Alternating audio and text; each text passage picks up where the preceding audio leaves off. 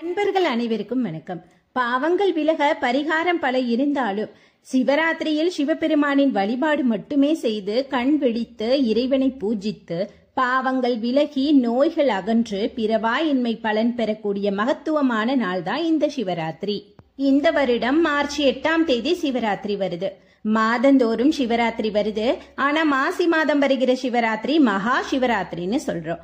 சிவராத்திரியில விரதம் எப்போ ஸ்டார்ட் பண்ணி எப்போ முடிக்கணுங்கிறதையும், விரதம் இருக்கும்போது கடைபிடிக்க வேண்டிய வழிமுறைகளையும், அப்படி விரதம் இருக்கிறதுனால பெறக்கூடிய பலன்கள் என்ன அப்படிங்கறதையும், மொத்தத்துல சிவராத்திரி ஏன் கொண்டாட வேண்டும் அப்படிங்கறதையும் இந்த வீடியோல பார்க்கலாம். நீங்க இப்பதான் ஃபர்ஸ்ட் டைம் நம்ம சேனல் பாக்குறீங்கன்னா நம்ம சேனலை சப்ஸ்கிரைப் பண்ணிக்கோங்க. வீடியோ பிடிச்சிருந்தனா கண்டிப்பா நீங்க லைக் பண்ணுங்க. நீங்க பண்ற லைக் தான் அடுத்தடுத்த வீடியோஸ் பண்றதுக்கு எனக்கு ரொம்ப மோட்டிவேஷனா இருக்கும். இப்ப வாங்க வீடியோக்குள்ள போகலாம். சிவராத்திரி இன்று மார்ச் 8ஆம் தேதி அப்படின்னா காலையிலேயே எந்திரிச்சு குளிச்சுட்டு வீடெல்லாம் சுத்தம் பண்ணிட்டு உங்க வீட்டுல சிவ வழிபாட்டிற்குன்னு என்ன வச்சிருக்கீங்களோ அத சிவபெருமானுக்கு பூஜை செய்யலாம். உங்களால என்ன முடியுமோ பால், சந்தனம், திருநீரு, குங்குமம், பன்னீர், பூ, வில்வம் இலை இந்த மாதிரி உங்களால முடிஞ்சதை வச்சு அபிஷேக ஆராதனை செஞ்சு வழிபடலாம். அதே நேரத்துல இதெல்லாம் பண்ண டைம் இல்ல, வேலை இருக்குது அப்படிங்கிறவங்க, விரத வழிபாடு செய்யணும்னு ஆசைப்படுறவங்களும் காலையில சிவனுக்கு அவரோட சிலை இல்ல ஏதோ அவர் சம்பந்தப்பட்ட பொருள் எதுவா இருந்தாலும் சிவனை மனதில நினைத்தோ வீட்டுல பூஜை செஞ்சுட்டு உங்க விரதத்தை நீங்க தொடங்கலாம். விரதம் இருக்கிறவங்க யார் வேணாலும் இருக்கலாம். ஆனா இன்றைய காலத்துல மாத்திரை மருந்து சாப்பிடுறவங்க எளிய உணவு எடுத்துக்கொள்ளலாம். இல்லனா நீராகாரங்கள் மட்டுமாவது எடுத்துக்கோங்க. குழந்தைகளால பட்னி இருக்க முடியும், பசி தாங்கிக்குவாங்க. அந்த மாதிரி இருந்ததுன்னா உங்க வீட்டு குழந்தைகளை கூட சிவராத்திரி விரதம் தாராளமா இருக்க வைக்கலாம். சிறிய வயதில் இருந்து கற்றுக் கொடுக்கும் போது நம் சமய வழி நெறிமுறை பின்பற்றியும் வாழ்வாங்க. வருங்காலமும் பெருவாழ்வு பெறும். சிவராத்திரி பூஜை 4 கால பூஜையாக நடத்தப்படும். அதில் முதல் காலம் பிரம்மதேவ கால பூஜை, 2வது விஷ்ணு கால பூஜை, 3வது காலம் அம்பிகைக்கான காலம், 4வது பூஜை தேவாதி தேவ முனிவர்கள் ரிஷிகள் அனைவரோட காலம்.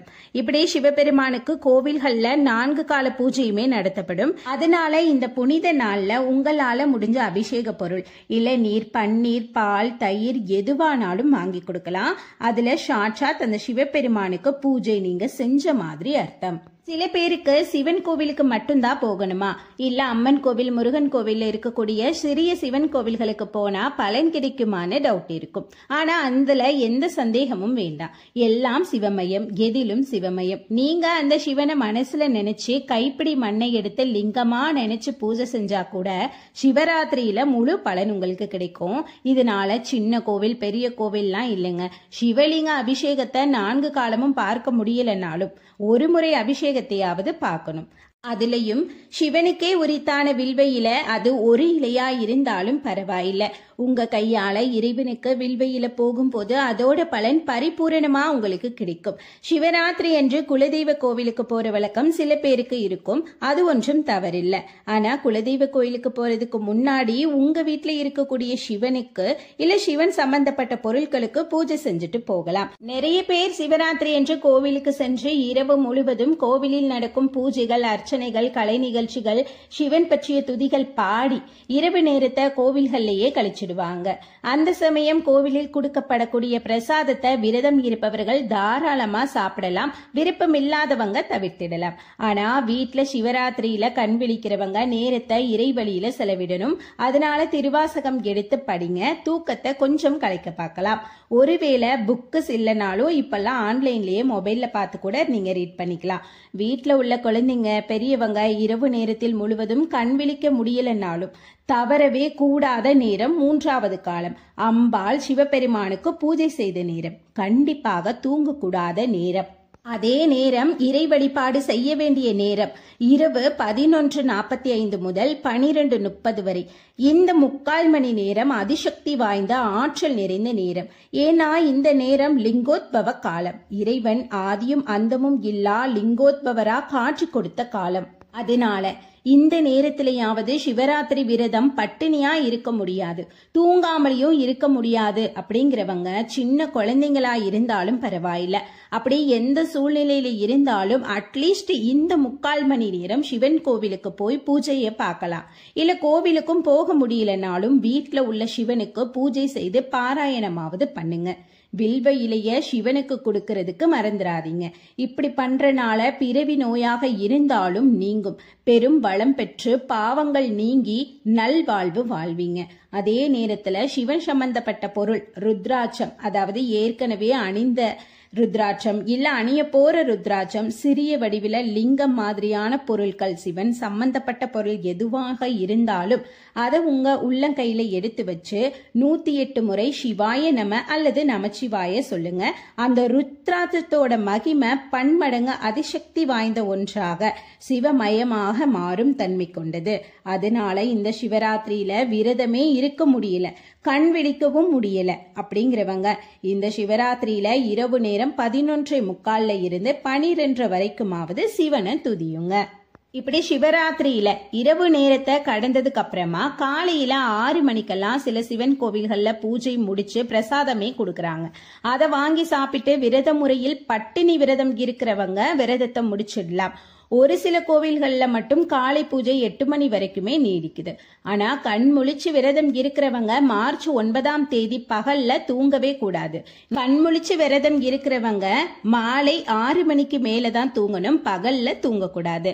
பட்டினி விரதம் இருக்கிறவங்க மட்டும்தான் காலையில தரக்கூடிய பிரசாதத்தை சாப்பிட்டு விரதத்தை முடிச்சுக்கலாம். ஆனா பட்டினி விரதம் இல்ல தூக்கம் விழிக்கிறவங்க 2 பேருமே தண்ணீர் தாராளமா குடிக்கலாம். தண்ணீரே குடிக்காம விரதம் இருக்கிறது சரியான முறையும் இல்ல.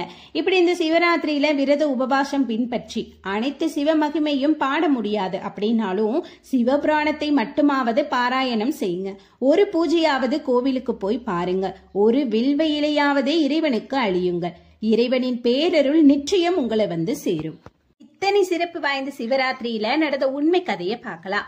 சிவபெருமான் ஒரு முறை பூமிக்கு வந்த போது மனித உருவம் எடுத்து தியான நிலையில வில்வ மரத்திற்கு கீழே அமர்ந்திருக்காரு.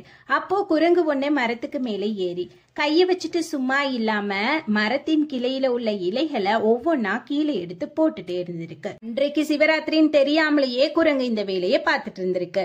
மறுநாள் காலையில பார்த்தப்போ சிவபெருமானின் உருவமே வில்வ இலையில அர்ச்சனை செஞ்ச மாதிரி தோற்றத்துல இருந்திருக்கு. அதனால குரங்குக்கு மோட்சம் அளித்தார் சிவபெருமான். அதே மாதிரி ஒருமுறை தேவர்களும் அசுரர்களும் இரவா வரம் தரும் தேவாமிர்தம் பெறதுக்காக பார்க்கடலை வாசுகி பாம்பை கொண்டு கடைஞ்சிருக்காங்க.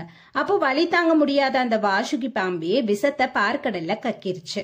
அதனால உலகை காக்கும் பொருட்டு அந்த பார்க்கடல்ல இருந்த விஷத்தை சிவபெருமான் அருந்தினார். இதனாலதான் சிவபெருமானோட கழுத்துல நீல நிறம் தோற்றம் இருக்கும். திருநீலகண்டன் என்ற பேரும் அவருக்கு இருக்கு. உலகை காக்கும் பொருட்டு திருவண்ணாமலையில அக்னிமலையாக நிற்கும் சிவபெருமானின் தோற்றம் கண்டு பிரமித்து நின்ற நாராயணரையும் நான்முகனையும் அடிமுடி கண்டு வர சொல்லி போட்டி வைத்த தினமும் இன்றுதான். அந்த போட்டியில் சிவனின் முடியை காண அன்னப்பறவையாக உருவெடுத்த பிரம்மாவும் சிவனின் அடியை காண வராக அவதாரம் எடுத்த விஷ்ணுவும் ஈசனின் சிரத்தையோ பாதத்தையோ காண முடியாமல் தோற்று சிவனிடம் அடிபணிந்த தினமும் இன்றுதான். திருவண்ணாமலையில் அக்னிமலையாக நிற்கும் சிவபெருமான் அவதாரம் எடுத்த தினமும் என்றுதான். உலகம் பிரளயம் ஏற்பட்டு அழியும் நிலை உருவான போது அந்த இரவு பொழுதில் அன்னை உமாதேவி சிவபெருமானை பூஜித்தார், அருளினையும் பெற்றார். அப்போது சிவனிடம் பார்வதி தன்னை போல விரதம் இருப்போர் யாராக இருந்தாலும் அவர்களுக்கும் மோட்சம் அளிக்க வேண்டும் என பரமேஸ்வரனிடம் பராசக்தி வரம் பெற்றதும் இந்த சிவராத்திரி தினத்தில்தான். அதனால தவறாம விரதம் இருந்து சிவராத்திரியை கடைபிடிச்சு சிவன் அருள் பெறுவோம். இந்த வீடியோ பிடிச்சிருந்தனா வீடியோவை லைக் பண்ணுங்க, ஷேர் பண்ணுங்க.